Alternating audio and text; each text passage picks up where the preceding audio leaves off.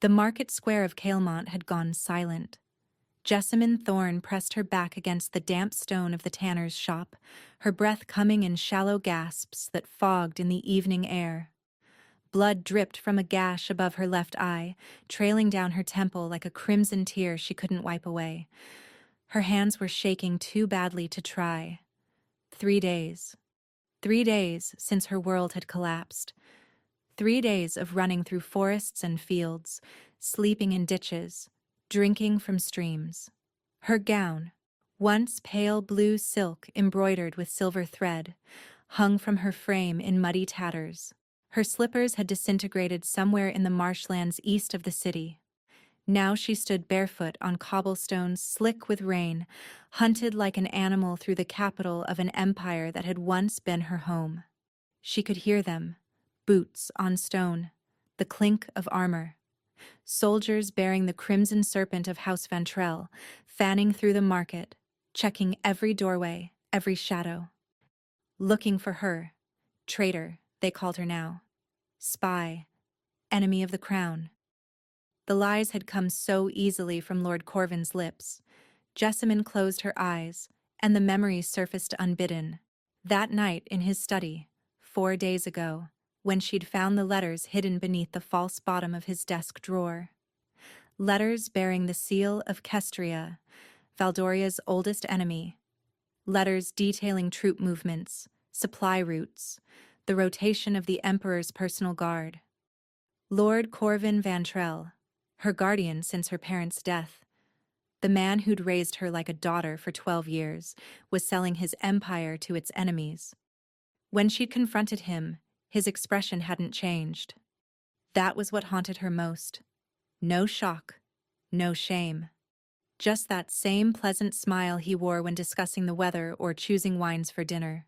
"My dear Jessamine," he'd said, pouring himself brandy as though they were discussing her embroidery. "You should have pretended you saw nothing. I can't. This is treason. Thousands will die." "Yes, they will." He'd sipped his drink. "The question is whether you'll be among them." She'd tried to run that night, tried to reach the palace, to warn someone, anyone. But Corvin had anticipated her. By morning, the city was plastered with notices bearing her name and face. Jessamine Thorne, wanted for conspiracy against the Empire. Armed and dangerous. Reward, 500 gold crowns. He'd taken every piece of evidence, burned his letters, replaced them with forgeries in her handwriting, hidden in her chambers for the guards to find. Her testimony against his, and he was one of the most powerful lords in Valdoria. She was nothing. An orphan he'd sheltered out of obligation. No family, no allies, no proof. Just a death sentence waiting to be carried out. "She went this way," a voice echoed from the next street. "Check the tanners." Jessamine's heart seized. She pushed off from the wall, forcing her bleeding feet to move, stumbling deeper into the maze of alleys behind the market. The stones cut into her soles. She bit her lip to keep from crying out. Just a little further. Just. She rounded a corner and froze. 3 soldiers stood in the alley ahead, their backs to her. They hadn't seen her yet. They were focused on something else. Someone crumpled against the wall at their feet. A man. Ragged clothes hanging from a thin frame, matted dark hair obscuring his face. Blood pooled beneath him, spreading across the cobblestones from a wound in his side. A beggar from the look of him. One of the countless unfortunates who haunted Cailmont's back alleys, invisible to anyone who mattered. "Just finish it," one soldier said, drawing his sword. "Captain wants the streets clear before the Emperor's procession tomorrow. No vagrants, no beggars, no problems." "Please." The beggar's voice was rough, weak. "I've done nothing." "You exist. That's enough." The soldier raised his blade. Jessamine should have stayed hidden. She should have let them finish their cruel work and slipped away while they were distracted. Self-preservation demanded it. Logic demanded it. But something in the beggar's voice, the quiet dignity beneath the desperation, stopped her. She thought of Corvin, of how easily powerful men discarded the powerless, of how no one had stood for her when the accusations came. The sword began its descent. Jessamine stepped into the alley. "Stop!" The soldiers spun, 3 pairs of eyes fixed on her. The torn dress, the blood on her face, the desperate wildness in her expression. She looked at the beggar. He looked at her. And in that single moment, before she even understood why, Jessamine made a choice that would change everything. "That man," she heard herself say, her voice steady despite the terror clawing at her chest, "is my husband." The silence that followed was absolute. The lead soldier, a thick-necked man with a scar running from his ear to his jaw, lowered his sword slowly. His eyes moved from Jessamine to the bleeding man on the ground, then back again. "Your husband," he repeated flatly. "Yes." Jessamine forced herself to walk forward, each step an act of will. Her legs felt like water. Her heart hammered so loudly she was certain they could hear it. "We were separated in the crowd. I've been searching for him for hours." She knelt beside the beggar, taking his hand in hers. His fingers were ice cold, slick with blood. But when she looked into his face, truly looked, something caught in her chest. His eyes. They were gray. Not the dull gray of stone or ash, but the luminous gray of storm clouds lit from within. And despite the blood, despite the pain etched across his features, those eyes were sharp. Calculating. Aware. These were not the eyes of a broken man. "Darling," she said softly, willing him to play along. "I've found you." For a heartbeat, he simply stared at her. Then slowly, understanding flickered across his face. "My love." His voice was stronger than it had been moments before. "I knew you'd come." The scarred soldier snorted. "You expect us to believe this filth is married to—" He paused, looking at her ruined dress. "To whatever you are? I expect nothing from men who would murder an unarmed man in an alley." Jessamine met his gaze without flinching. "But I'm telling you the truth. He's mine, and I'm taking him home. He's a vagrant. The captain's orders? We're to clear vagrants from the streets." She stood, positioning herself between the soldiers and the wounded man. "He's not a vagrant. He's my husband. He has a home. A name." "What name?" Jessamine's mind raced. She looked down at the man, at those impossible gray eyes, and said the first thing that came to her. "Theron. His name is Theron." Something shifted in the beggar's expression, something she couldn't read. "Theron what?" the soldier demanded. "Theron Ashford." She lifted her chin. "Of Thornhaven. My family's estate in the eastern provinces." The lie came easier than it should have, perhaps because she had nothing left to lose. The soldiers exchanged glances. The scarred one stepped closer, studying her face with uncomfortable intensity. "You look familiar," he said slowly. "Have we met?" Jessamine's blood turned to ice. The notices. Her face was on notices throughout the city. "I have one of those faces." She kept her voice light, dismissive. "Now, if you'll excuse me, my husband needs a physician." She bent to help Theron rise, wrapping his arm around her shoulders, bearing his weight as best she could. He was heavier than he looked, solid muscle beneath the ragged clothes, and she staggered slightly before finding her balance. "Please," she said over her shoulder, letting vulnerability creep into her voice. "He's all I have." The scarred soldier watched them for a long moment. Then he sheathed his sword with a grunt of disgust. "Get out of here, both of you, and keep your husband off the streets, or next time I won't ask questions." Jessamine didn't wait to be told twice. She half-carried, half-dragged Theron down the alley, around the corner, through a gap in a crumbling wall, until the soldiers' voices faded behind them. Only then did she allow herself to breathe. "Thank you." His voice was low, meant only for her ears. She looked at him, this stranger she'd just claimed as her own, and felt the first stirring of unease. "Who are you?" she whispered. His eyes held hers, and the ghost of a smile crossed his bloodied face. "Someone who owes you a debt, Jessamine Thorne." She went cold. He knew her name. "How do you know who I am?" They'd found shelter in an abandoned stable at the edge of the merchant district, hay that smelled of mold and age, moonlight filtering through gaps in the rotting roof. Not safe. Nowhere was safe, but hidden enough for now. Jessamine pressed a torn strip of her underskirt against the wound in Theron's side, trying to stop the bleeding. Her hands moved mechanically, but her mind was racing. He knew her name. This beggar. This stranger. This man she'd risked everything to save. He'd spoken her name like he'd known it all along. "I asked you a question." Her voice came out harder than she intended. Theron winced as she applied pressure. In the dim light she could see the wound more clearly now. A blade had sliced deep across his ribs, but it had missed anything vital. Painful, not fatal. He'd live. Whether she would was another matter. "Your face is on notices throughout the city," he said carefully. "Jessamine Thorne, wanted for treason. 500 gold crowns. And yet you let me save you. You played along." She sat back on her heels, studying him.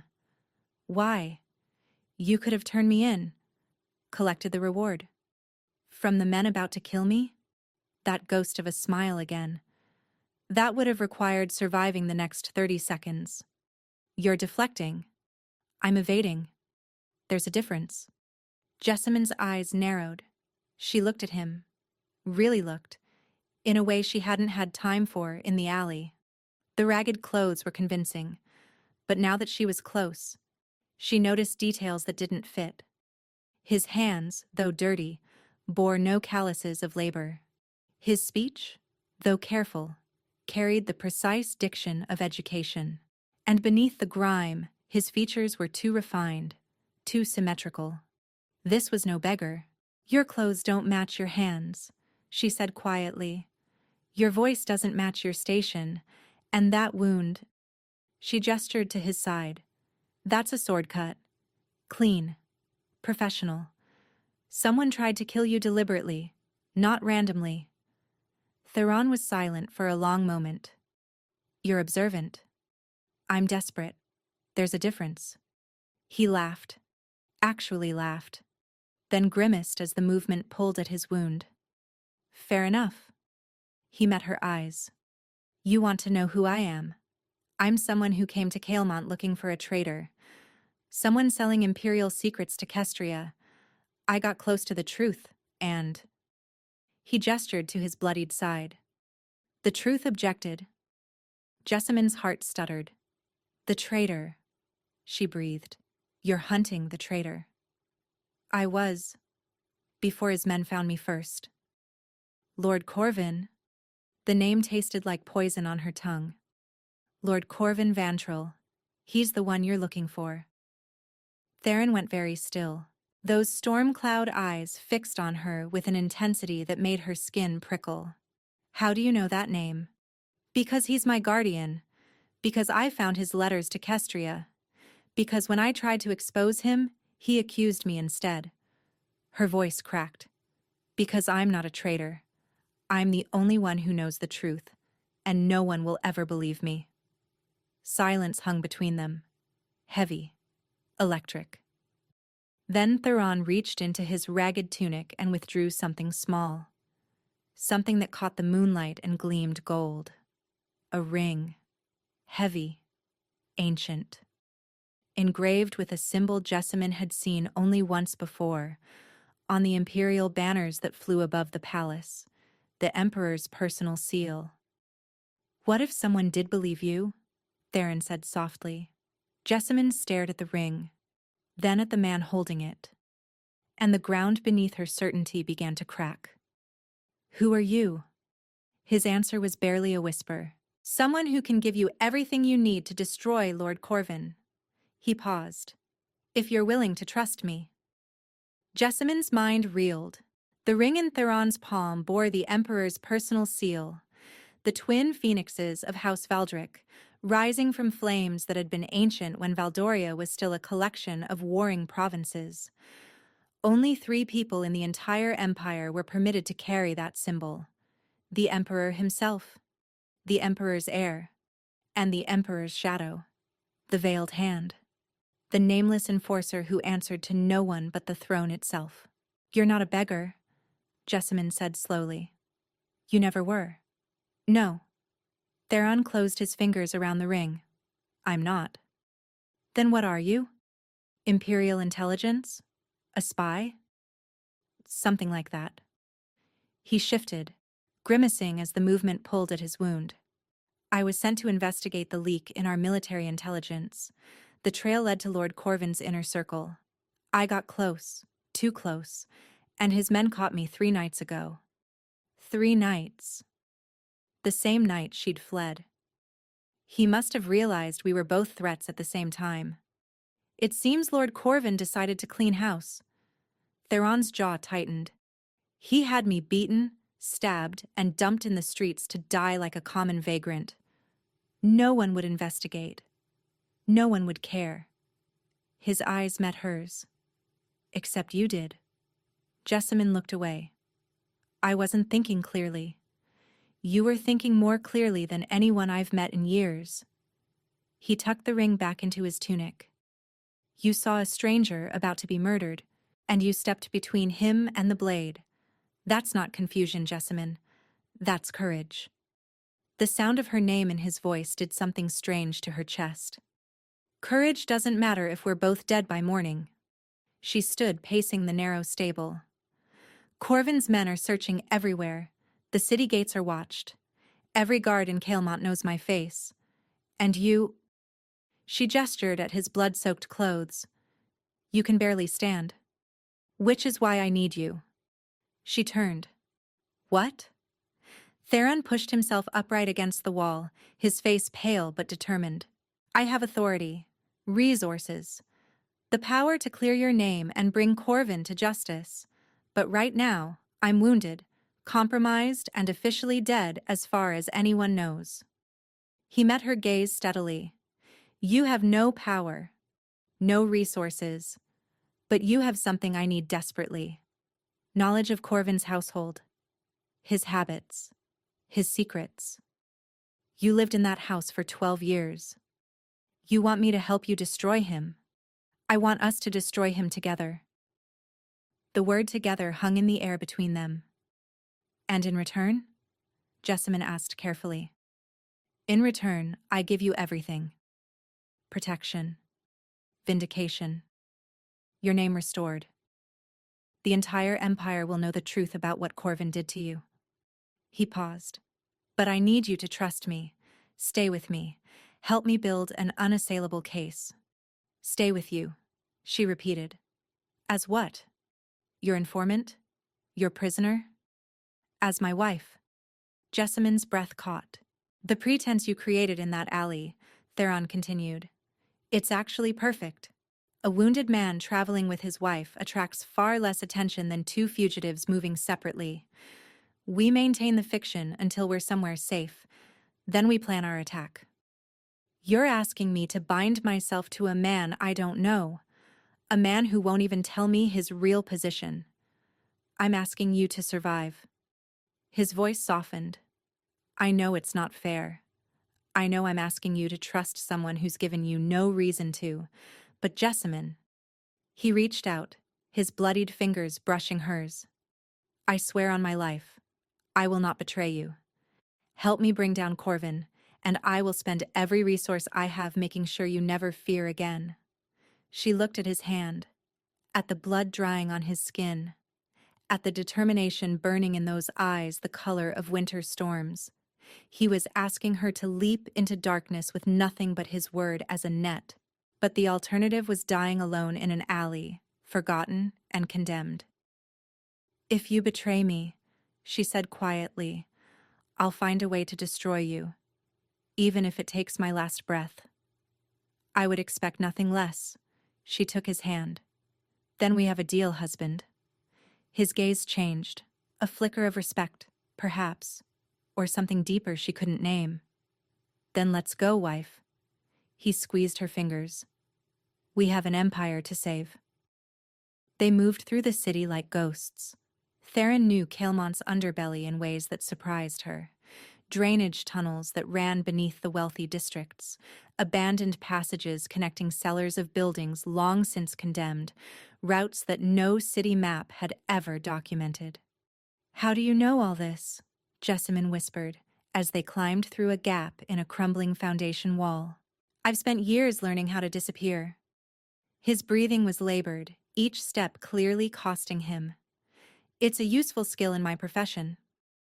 By the time the eastern sky began to lighten, they'd reached the city's outer edge, a district of warehouses and workshops, where the smells of tanning leather and smoking fish hung thick in the air. Theron stopped before an unmarked door set into a brick wall stained black with soot. Where are we? Jessamine asked. Somewhere safe. He knocked. 3 short raps, 2 long, 1 short. The door opened to reveal a woman with silver-streaked hair and eyes that assessed Jessamine with unsettling precision. You're supposed to be dead, the woman said to Theron. I'm told that often. Mira, this is Jessamine Thorne, wanted for treason, 500 crowns. Mira's gaze didn't waver. You've brought interesting company. She saved my life, and she has information we need. Mira studied Jessamine for a long moment. Then she stepped aside. Brennick won't like this. Brennick doesn't like anything. That's why we keep him.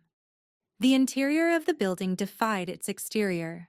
Where Jessamine expected soot-stained walls and rotting floorboards, she found clean stone corridors lit by oil lamps, furnished rooms, and the distant murmur of voices. What is this place? She breathed. A way station. Theron leaned heavily against the wall, his reserves clearly failing. One of several throughout the city. Places where people like me can disappear when necessary. People like you.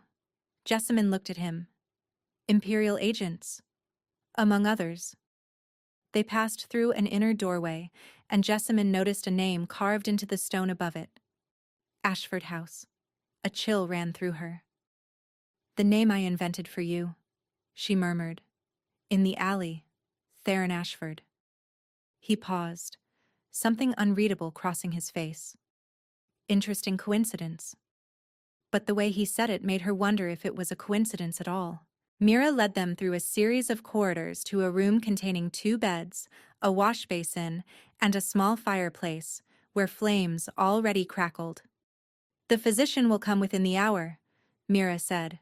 Food will be sent. Stay inside. Don't wander. Her eyes flicked to Jessamine. Either of you. She left without another word.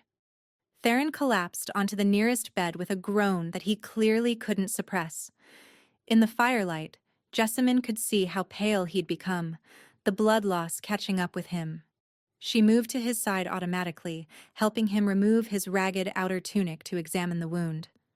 The bleeding had mostly stopped, but the flesh around the cut was angry, inflamed. This needs proper treatment, she said. It could fester.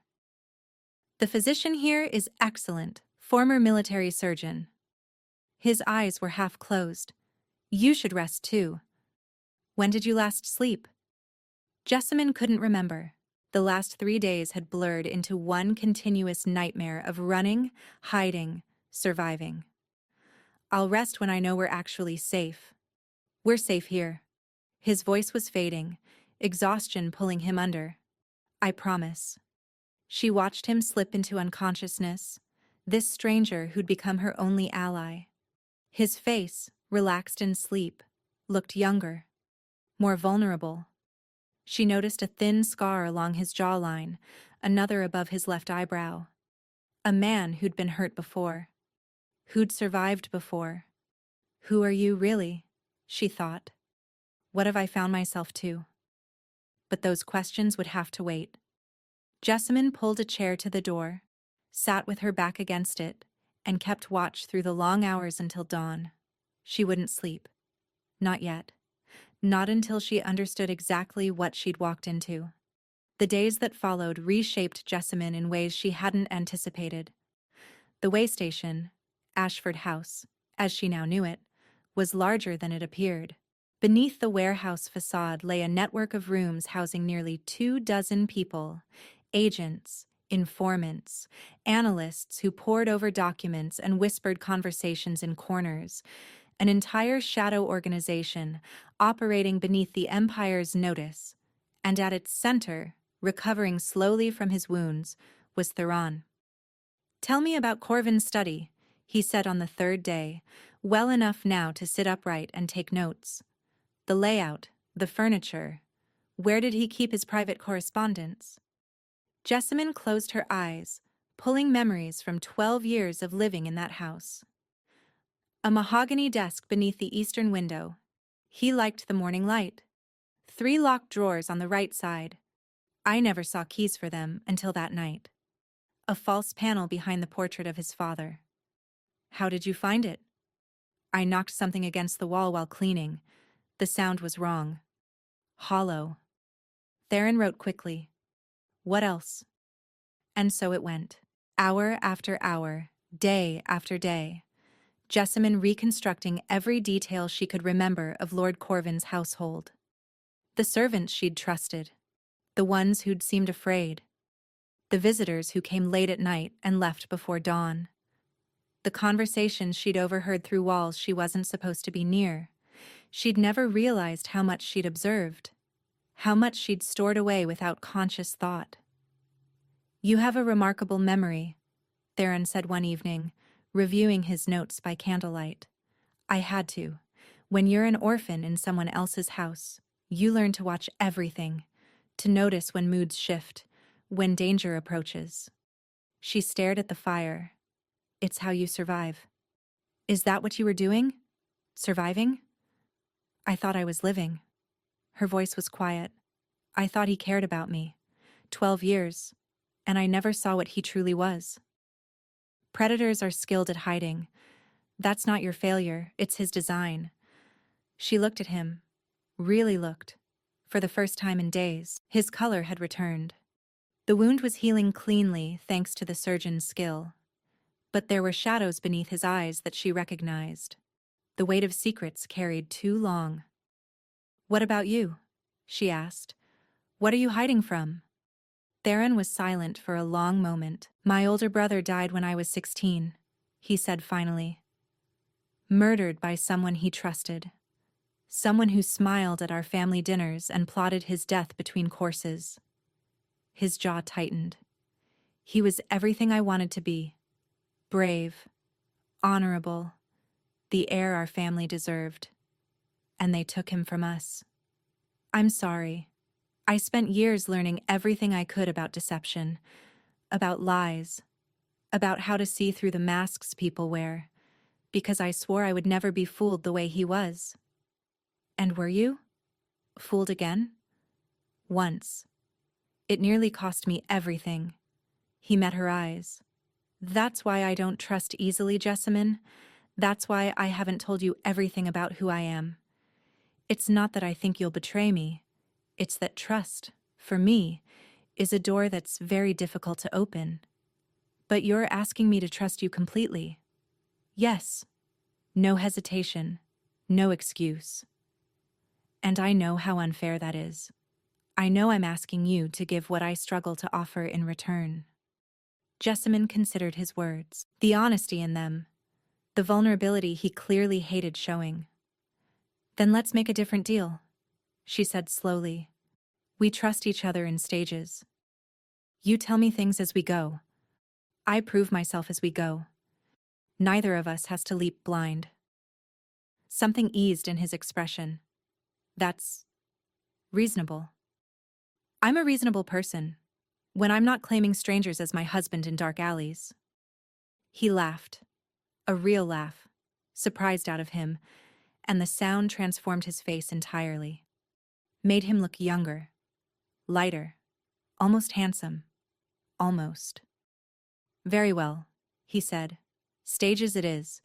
And speaking of stages, he stood, gesturing for her to follow.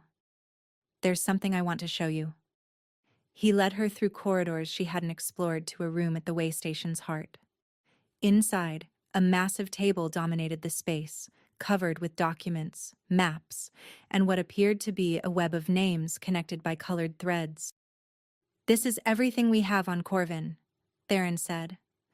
15 months of investigation, and thanks to you, we've filled more gaps in 3 days than we did in the previous 6 months. Jessamine stared at the web of connections, at the scope of Corvin's treachery laid bare. This is how we'll destroy him, she breathed. No. Theron moved to stand beside her. This is how we'll expose him. Destruction requires something more. He turned to face her. I want you to testify. Not just provide information. Stand before the Imperial Court and tell them everything. Your face, your voice, your truth. Fear coiled in her stomach. They'll never believe me over him. They will. His voice was certain. Because you won't be standing alone. What do you mean? Theron held her gaze with an intensity that made her breath catch.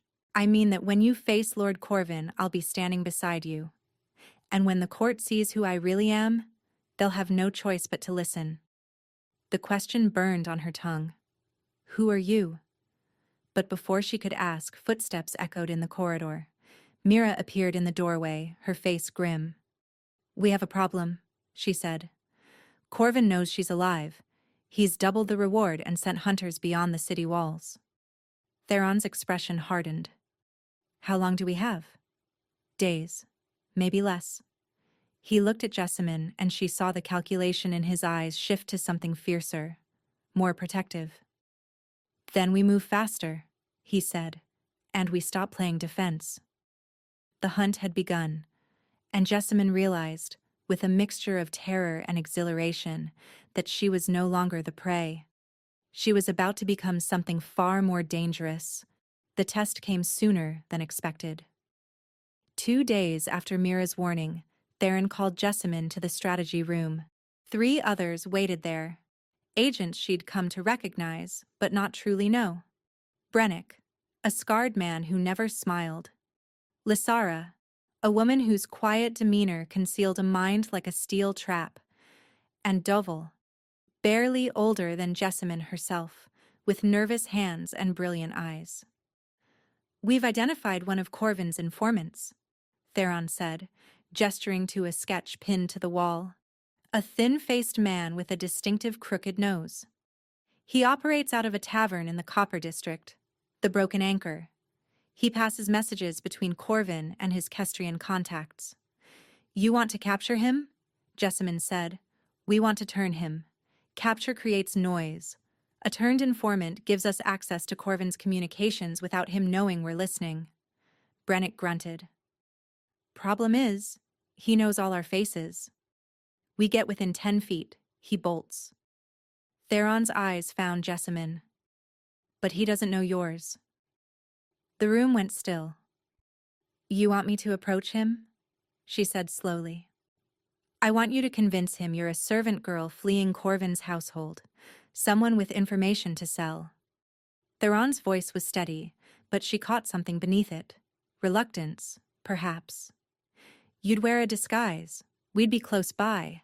At the first sign of trouble, you'd intervene.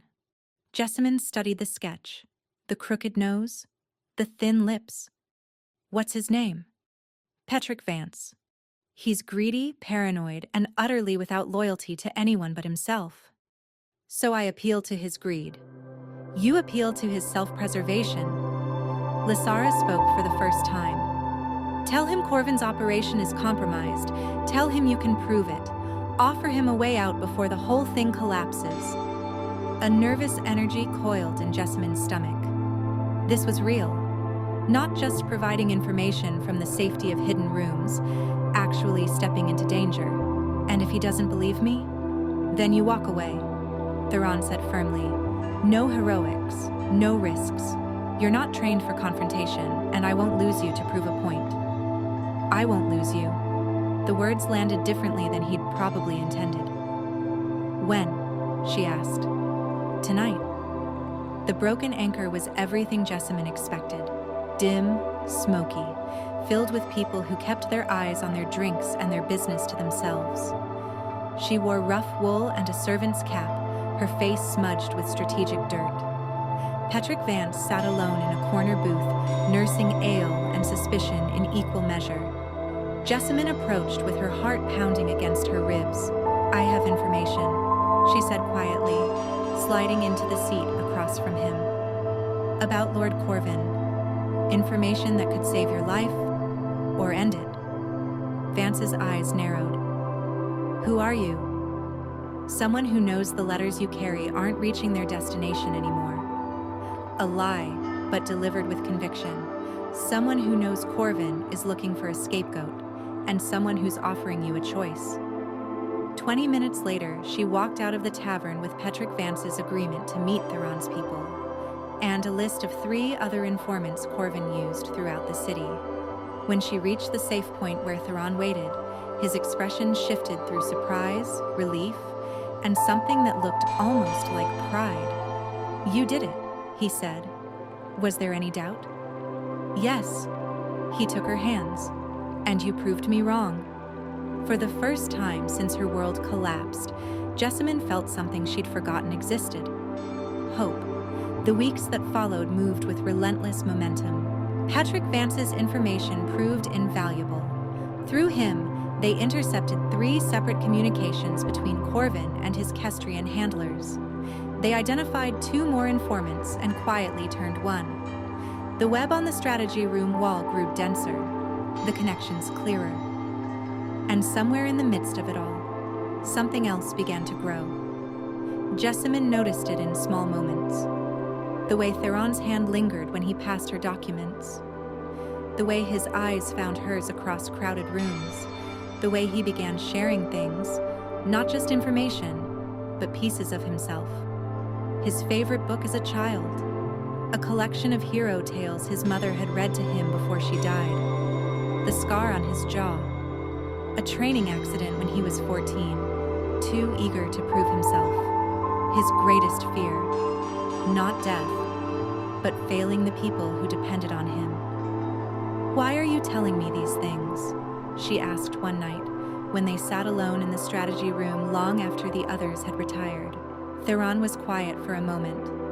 The candlelight carved shadows across his face, softening the sharp angles, revealing the exhaustion he usually hid.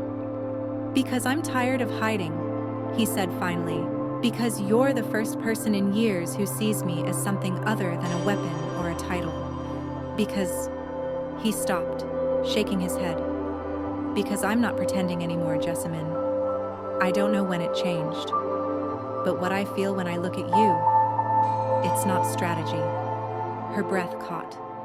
"Theron, you don't have to say anything. I know this complicates things. I know we're in the middle of something dangerous, and feelings are a liability we can't afford." He stood, moving toward the window, his back to her. "But I couldn't keep pretending I don't..." "Don't what?" He turned, and the look in his eyes, raw, unguarded, terrified, stopped her heart. "Don't want you. Don't think about you constantly. Don't imagine what it would be like if this were real, if we were real." Jessamine rose slowly, crossed the room until she stood close enough to touch him. "Who says we're not?" She kissed him. It wasn't gentle, it was desperate. Months of tension and fear and longing colliding in a single moment. His hands found her waist, pulling her closer, her fingers tangled in his hair. And for one perfect infinite breath, nothing existed but the 2 of them. Then the door crashed open. They sprang apart. Mira stood in the doorway, her face white. "Corvin's men," she said. "They've found the way station. They're coming. Now." The next minutes blurred into chaos. Shouted orders. Documents burning in hastily lit fires. Agents scattering through escape routes drilled 100 times but never used. Theron grabbed Jessamine's hand, pulling her through corridors she'd memorized weeks ago. Behind them, she heard the splintering of wood, the clash of steel, screams that cut off too quickly. "Where are we going?" she gasped. "The palace." His voice was grim. "It's time." Time for what? He stopped at a hidden door, turning to face her. His hands cupped her face, the same gesture from moments ago, but weighted now with urgency. "Time for the truth," he said. "All of it. I'm sorry I couldn't give you more warning. I'm sorry this is happening now. But Jessamine," his eyes burned into hers, "whatever happens next, whatever you see, whatever you learn, remember that what I feel for you is real. That was never a lie." "Theron, you're scaring me." "I know." He kissed her forehead. Quick, fierce, desperate. "Stay close to me. Trust me one more time." He opened the door onto darkness, and Jessamine followed him into the unknown. The palace of Valdoria rose against the dawn sky like a mountain of white marble and gold. Jessamine had seen it before, of course. Every citizen of Caelmont had. But she'd never approached it. Never walked through the gates that separated the Empire's heart from its people. Never imagined she'd enter as anything but a spectator at some distant festival. Now she walked beside Theron through corridors that seemed to stretch forever, past guards who stiffened to attention at the sight of him, past servants who bowed and scrambled from their path. Bowed. "Theron," she whispered urgently. "Why are they—" "Not yet." His hand found hers, squeezed. "Trust me." They emerged into a vast chamber, the Hall of Ascension, she realized with a jolt of recognition. She'd seen paintings of this room, the vaulted ceiling painted with scenes of Valdoria's founding, the twin thrones on the raised dais at the far end, the galleries where nobles gathered to witness the Empire's most important moments. The galleries were full now. Hundreds of faces turned toward them as they entered, and at the center of the hall, standing before the empty thrones, was Lord Corvin Vantrell. He looked exactly as she remembered. Silver-streaked hair perfectly arranged, expensive robes cut to emphasize his authority, that pleasant smile that had fooled her for 12 years. When he saw her, the smile flickered. "Jessamine." His voice carried across the hall, smooth as poisoned honey. "My dear ward, we've been so worried about you." "I doubt that." Her voice came out steadier than she felt. "Considering you tried to have me killed." Murmurs rippled through the galleries. "Killed?" Corvin's laugh was perfectly calibrated, concerned, confused, slightly pitying. "My dear girl, you've clearly been through a terrible ordeal. The strain has affected your mind. Everyone here knows I've done nothing but search for you since your disappearance. Everyone here knows what you've told them." Theron's voice cut through the hall like a blade. "Which is very different from the truth." Corvin's eyes moved to Theron. Something flickered in their depths. Recognition, calculation, the first stirring of fear. "And who are you to speak of truth? Some vagabond she's attached herself to? Some opportunist hoping to profit from her delusions? I'm the one who intercepted your communications with Kestrian intelligence." Theron released Jessamine's hand and stepped forward. "I'm the one who turned 3 of your informants. I'm the one who has documented proof of every secret you've sold, every payment you've received, every Imperial soldier who died because of information you provided to our enemies." The murmurs became a roar. Nobles rose from their seats. Guards shifted uncertainly. "This is absurd." Corvin's composure cracked, just slightly. "You have no authority to make such accusations. You're nobody." "Am I?" Theron reached into his tunic and withdrew the ring, the heavy gold band bearing the twin phoenixes of House Valdric. The hall went silent. "Do you recognize this seal, Lord Corvin?" Theron's voice was ice. "You should. You've spent 15 years trying to undermine everything it represents. That's not possible." Corvin stepped back, his face draining of color. The prince is dead.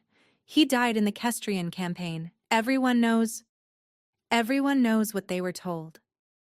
Theron's hand moved to his collar, unfastening the clasp that held his worn traveling cloak. It fell away, revealing what lay beneath, not the rough clothes of a vagabond, but a military tunic of pure white, embroidered with silver thread in patterns only the imperial family could wear.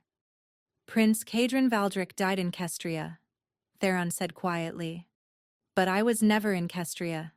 The death was a fiction, created so I could hunt traitors without interference, without warning, without mercy.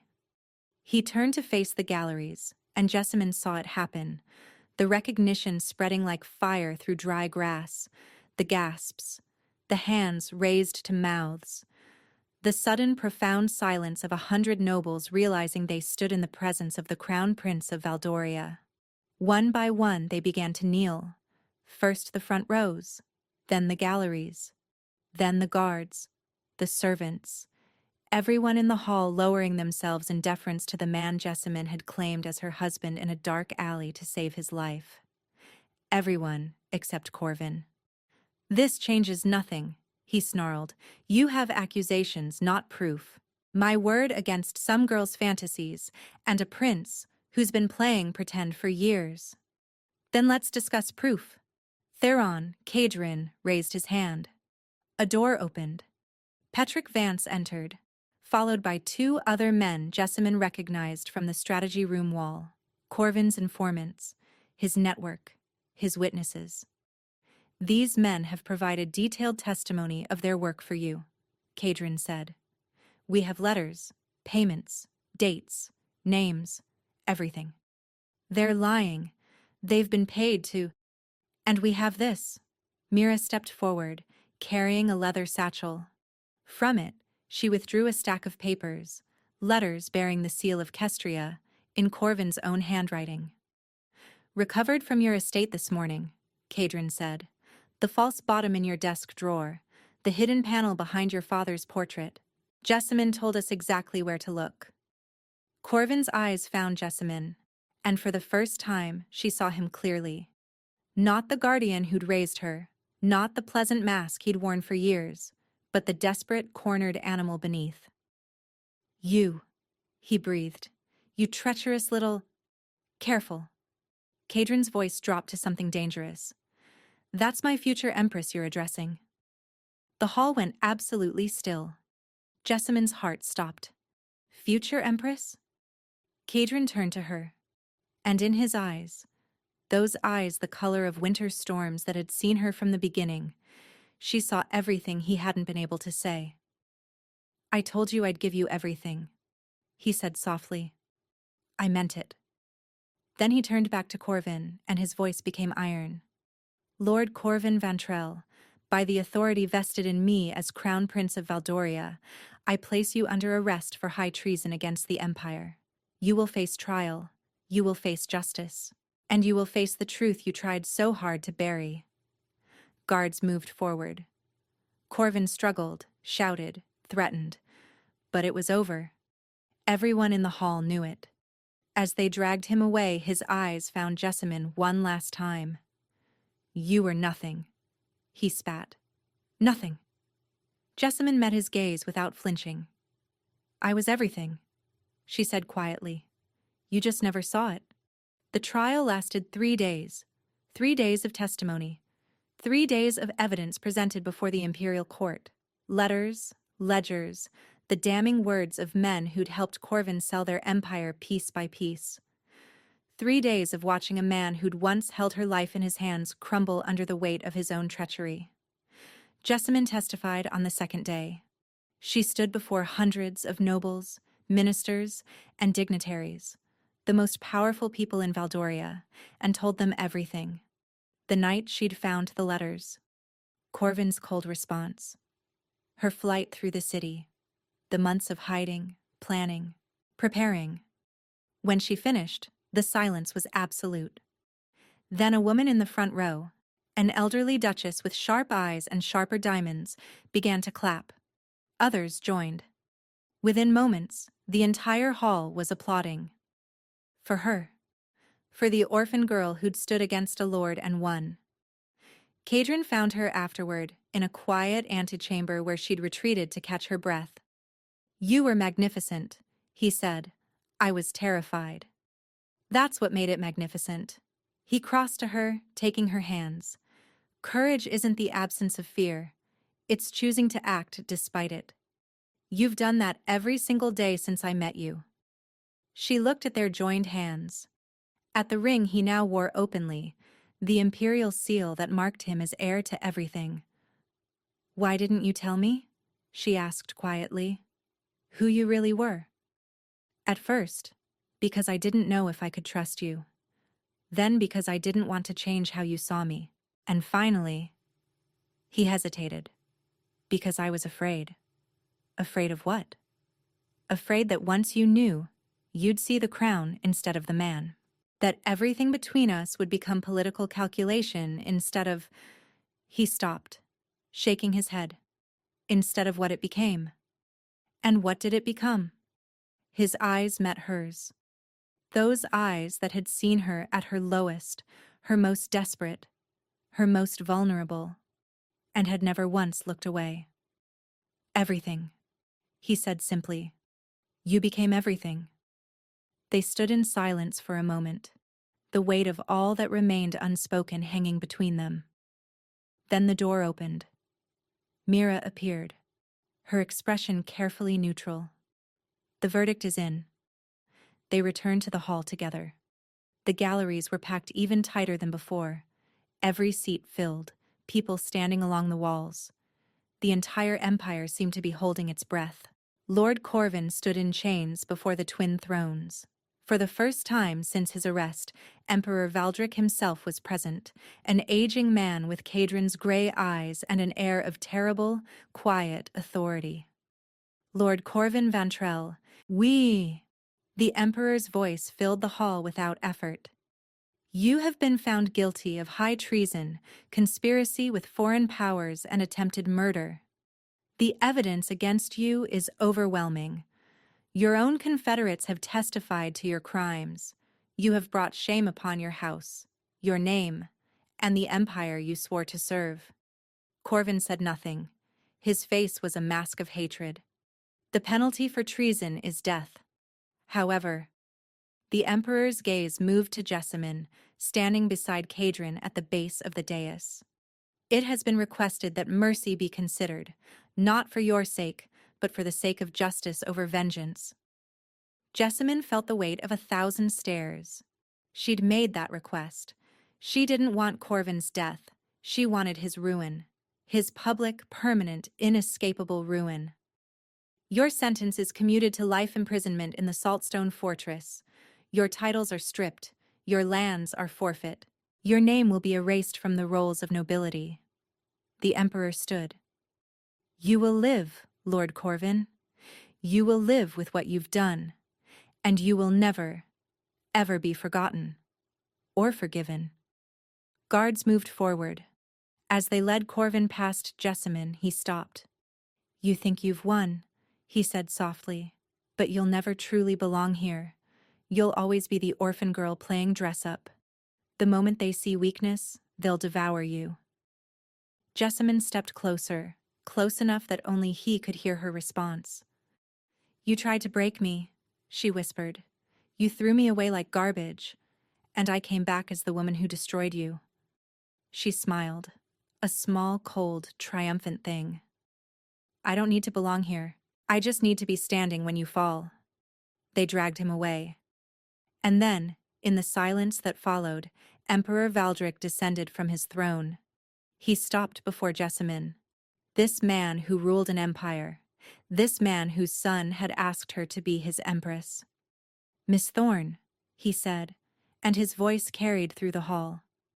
"My son has told me what you did. How you saved his life without knowing who he was. How you stood against corruption when everyone else looked away. How you risked everything for truth and justice." He extended his hand.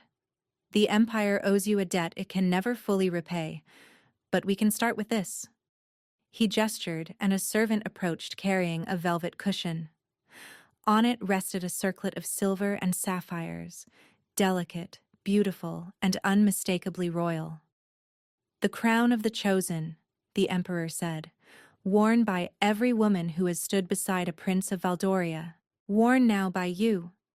He lifted the circlet and placed it gently on Jessamyn's head. Then Emperor Valdric, ruler of the greatest empire in the known world, bowed to her. And one by one, every person in the hall followed.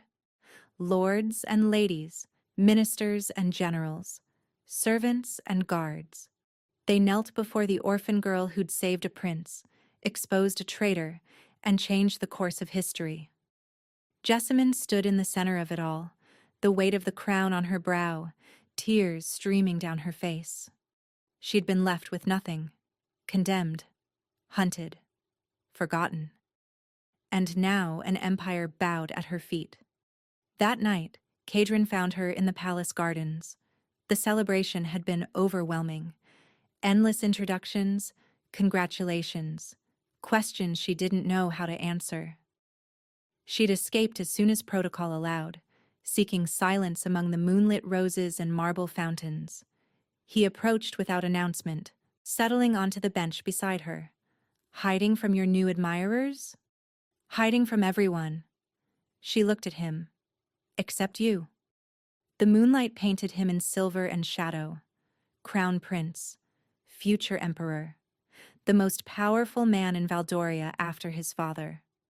And the man who'd held her hand in a dark alley and asked her to trust him. "I have something to say," he began, "and I need you to let me finish before you respond." She nodded. "When I first proposed our arrangement, it was strategy. A wounded agent and a convenient witness, combining resources to achieve a common goal. I told myself that's all it was." He paused. "I was lying. To you. To myself." "Kadrin, let me finish." His voice was gentle but firm. "I think I started falling for you the moment you stepped into that alley. This terrified, desperate woman who saw a stranger about to die and chose to save him anyway. Who claimed a beggar as her husband without knowing his name. Who had every reason to run and instead stood her ground." He turned to face her fully. "I've spent years surrounded by people who want something from me. My title, my influence, my crown. You're the first person who saw me, just me, and chose to stay anyway. You're the first person I've trusted in longer than I can remember. I didn't know who you were." "Exactly. You didn't know. And you saved me anyway. You trusted me anyway. You." His voice caught. "You kissed me anyway, before you knew about the crown or the palace or any of it. You wanted me." Jessamyn felt tears prick her eyes. "I still do," she whispered. "The crown terrifies me. The palace overwhelms me. The thought of being empress makes me want to run and never stop." She reached for his hand. "But you I want. The man who found me in the darkness. The man who never once made me feel worthless. The man who looked at a nobody orphan and saw someone worth fighting for. You were never nobody. I know that now, because you showed me." He cupped her face in his hands, the same gesture from the way station, from the strategy room, from every moment when words weren't enough. "I love you," he said. "Not because you saved me or helped me or brought down my enemies. I love you because you're the most extraordinary person I've ever met, and I want to spend the rest of my life proving you deserve every good thing this world can offer." "I love you too." The words came easily now, unlocked by everything they'd survived together. "I didn't plan to. I didn't want to, but I do. Completely." He kissed her then, soft and slow, with all the time in the world, and Jessamyn finally understood what it meant to be chosen. Not for strategy, not for convenience, just for herself. 1 year later, Empress Jessamyn Valdric stood on the balcony of the palace, watching the sun rise over Kelmont. The city had changed since Corvin's fall. His network had been dismantled piece by piece. The families he'd betrayed had received restitution from his seized assets. The soldiers who'd died because of his treachery had been honored with monuments throughout the empire. And Jessamine herself had changed most of all. She was no longer the frightened girl who'd run through these streets with nothing but terror and determination. She was a wife, a leader, and, as of 3 months ago, a mother. Her daughter, Alara, slept peacefully in the nursery, guarded by people Jessamine trusted with her life. Footsteps behind her, familiar, beloved. "You're up early." Cadron wrapped his arms around her from behind, resting his chin on her shoulder. "Couldn't sleep. Too many thoughts." "Good thoughts or bad?" "Good ones." She leaned into his warmth. "I was thinking about that night in the alley. What would have happened if I'd stayed hidden? If I'd let them kill you? Then you'd have saved yourself, made a logical choice, and lost everything that matters." He turned her to face him. A year of marriage, and he still looked at her like she was the most remarkable thing he'd ever seen. "You saved a stranger because it was right," he said. "That's who you are. That's who you'll always be. And that's why this empire is lucky to have you." Behind them, the palace was waking. Servants beginning their routines, ministers preparing for the day's audiences, 1,000 moving pieces in the machinery of empire. And at its heart, 2 people who'd found each other in the darkness and built something extraordinary from the ruins of what they'd lost. Jessamine reached up, touching the circlet she now wore daily, the crown of the chosen, symbol of everything she'd earned. "I pretended to love a beggar to save his life," she said softly. "I never imagined that you'd actually fall in love with him? That he'd give me the whole world in return." Cadron smiled, that rare, unguarded smile that belonged only to her. "You gave me far more," he said. "You gave me hope. You gave me truth. You gave me a reason to believe in people again." He kissed her forehead. "You gave me everything, Jessamine. I'm just spending my life trying to return the favor." She smiled against his chest, holding him close as the sun painted the sky in gold and rose. She'd been abandoned, condemned, left with nothing. And now she had everything that mattered. Because sometimes, the choice to save a stranger becomes the choice that saves yourself. Thank you for staying with us until the very end. If this journey touched something in you, the courage to stand when everything says run, the power of being truly seen, the choice to fight for what's right even when it costs everything, we hope you'll share this story with someone who needs to hear it. Drop a comment telling us your favorite moment and where you're listening from. And if you're ready for another story where love conquers the impossible, subscribe and ring that bell so you never miss the next chapter. You're the reason these stories exist. Thank you for being here, for listening, for believing that even in the darkest moments, one choice can change everything.